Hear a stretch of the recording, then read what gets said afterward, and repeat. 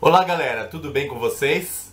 Meu nome é Fernando Neri e você está no canal Filósofo dos Livros. Hoje eu quero conversar a respeito da importância de identificar o narrador de uma obra literária.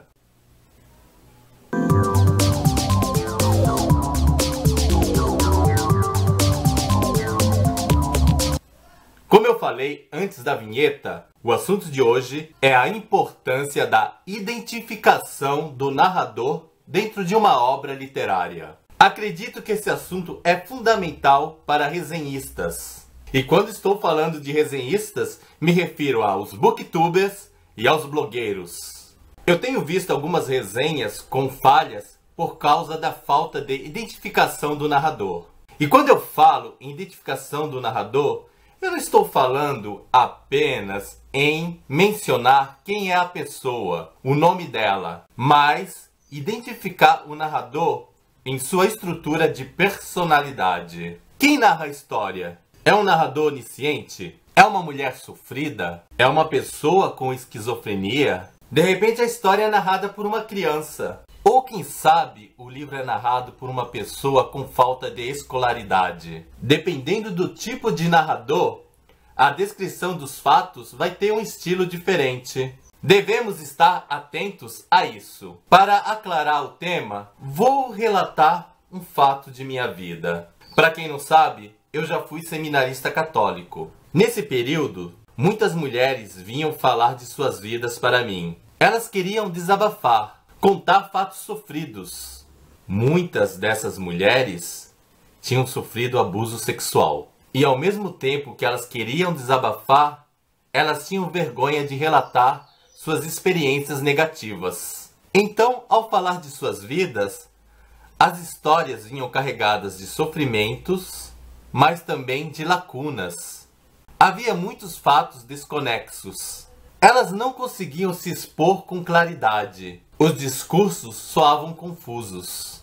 Agora vamos pensar na questão livro. Se de repente eu pego uma obra cuja narradora é uma mulher sofrida que sofreu abuso sexual, o autor tem que colocar nessa narração uma pessoa que passe esse sofrimento, que passe a sua situação de vergonha para o leitor. Então uma narrativa desconexa, com lacunas, que nos parece um grande defeito, dentro dessa obra se torna uma qualidade literária. Eu acredito que todo autor é também um ator.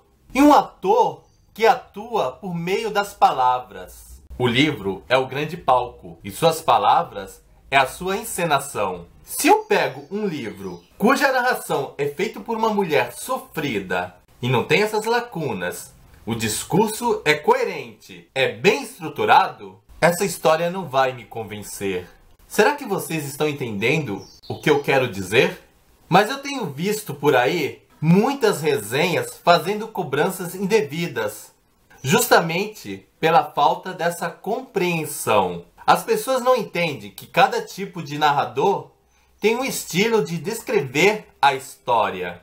Eu poderia dizer que alguns autores não contam a história simplesmente, mas eles narram a forma com a qual uma pessoa relata os seus acontecimentos. Eu vou trazer para vocês exemplos de alguns livros. Minha Prima Chata, de Alan Borges. É um livro narrado por uma criança de 9 anos de idade. Por incrível que pareça, eu vi resenhas que as pessoas cobravam uma narração um pouco mais amadurecida. As pessoas se esqueceram que uma criança de 9 anos tem uma maneira própria de se comunicar conforme a sua idade. No entanto, as pessoas cobravam o comportamento de um mini adulto. Diário de uma Escrava. A história é narrada por Laura, uma mulher que foi aprisionada e sofreu maltratos. A protagonista dessa história estava fragilizada diante da violência que sofreu. Mas eu vi pessoas cobrando uma personalidade mais forte dessa mulher. Talvez existam mulheres fortes que consigam falar de situações sofridas de uma maneira mais fria. Mas aqui no caso, a autora deixa claro que a protagonista é uma pessoa sensível, frágil. Então não teria sentido querer uma personalidade forte, uma história bem narrada, sem lacunas. Eu acho que a qualidade dessa obra está nos defeitos que aparecem.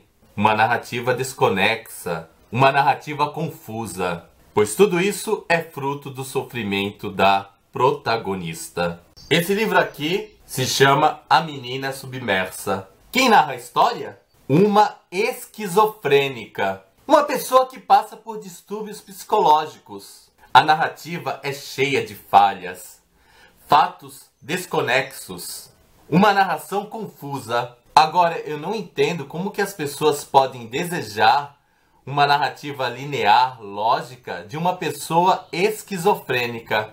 E isso aconteceu em muitas resenhas. Você pode até não gostar de uma narrativa confusa, desconexa, mas não pode exigir que isso apareça em uma obra narrada por uma esquizofrênica. Se a autora apresentasse um discurso bem estruturado, isso seria uma grande falha dentro da obra. Mais uma vez eu pergunto, será que vocês estão me entendendo? Eu moro em um bairro onde as pessoas falam com muitas gírias e cometem alguns erros ao falar. Por exemplo, elas se utilizam de expressões como sentar na mesa, bater na porta, falar no telefone, ir no banheiro. Quem domina as normas gramaticais sabe que essas expressões estão incorretas. Mas veja bem, se eu fosse contar a história das pessoas de meu bairro narradas por elas, é claro que eu iria utilizar essas expressões. Porque eu gostaria de passar para vocês a experiência de escutar essas pessoas. Eu sei que vocês não têm o áudio para escutar a voz delas, mas eu gostaria que a experiência escrita se aproximasse daquilo que meus ouvidos escutam. Eu sei que muitas pessoas torcem o nariz para livros que trazem problemas quanto à concordância verbal. Mas antes de reclamarem, acho que elas devem analisar quem está narrando a história. Gente, pelo amor de Deus, vamos parar com essas cobranças indevidas. Bem, gente, é isso. Recado dado. Espero que vocês tenham gostado. Não se esqueçam de dar o seu joinha, nem que seja por caridade. Afinal, copo d'água e um joinha não se nega pra ninguém. Tchau para vocês e até o nosso próximo vídeo. Tchau!